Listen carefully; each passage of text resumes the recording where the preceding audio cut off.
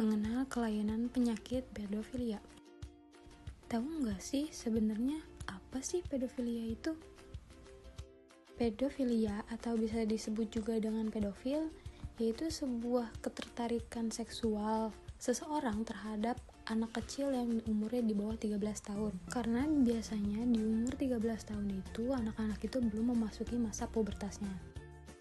Kemudian sebagian besar orang yang mengidap penyakit pedofilia itu para lelaki, tapi tidak menutup kemungkinan juga loh kalau wanita bisa mengidap kelainan ini.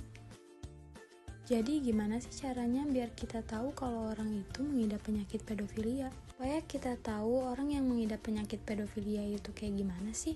Jadi kita harus tahu juga tanda gejala pedofilia itu seperti apa saja. Yang pasti orang yang mengidap penyakit pedofilia ini lebih tua daripada si korbannya itu. Biasanya orang yang mengidap kelainan pedofilia itu suka melakukan kontak fisik dengan anak. Misalnya menyentuh tangannya, wajah, rambut, hingga akhirnya organ kelamin si anak itu. Kemudian ada loh faktor kenapa orang itu bisa mengidap penyakit pedofilia. Yang pertama, orang yang mengidap penyakit pedofilia ini biasanya memiliki trauma masa lalu. Tapi ada juga loh alasan orang yang bisa mengidap penyakit pedofilia ini bisa dari lingkungan sekitarnya. Nah, gimana sih caranya biar anak-anak tersebut tidak mengalami kekerasan seksual? Ada beberapa pencegahan agar si anak tersebut tidak mengalami kekerasan seksual. Contohnya, bisa mengenalkan organ tubuh kepada anak sejak dini.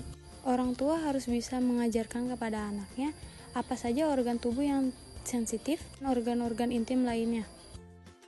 Kelainan ini bisa dimasuk ke dalam hukum pidana loh.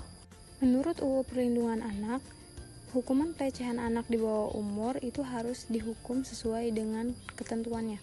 Terkait hukuman pidana terhadap pedofilia ini, sesuai dengan ketentuan pasal 82 ayat 1, pidana penjara paling singkat yakni 5 tahun, sedangkan yang paling lama itu 15 tahun, dan denda paling banyak 5 miliar rupiah. Maka dari itu, marilah kita bersama-sama menjaga kesehatan mental dan fisik kita, agar kejahatan-kejahatan di lingkungan sekitar kita ini tidak semakin banyak.